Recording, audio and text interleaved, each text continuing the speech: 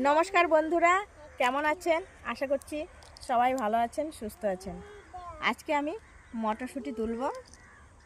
দাদা মটরশুঁটি লাগিয়েছে, তাই কটা মটরশুঁটি তুলতে এসেছি।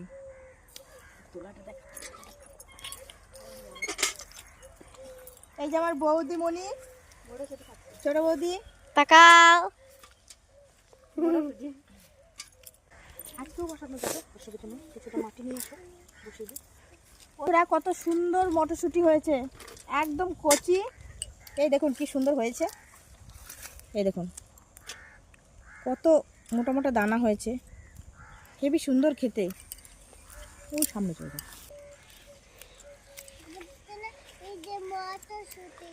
হ্যাঁ, তুমি মটরশুঁটি খাচ্ছ?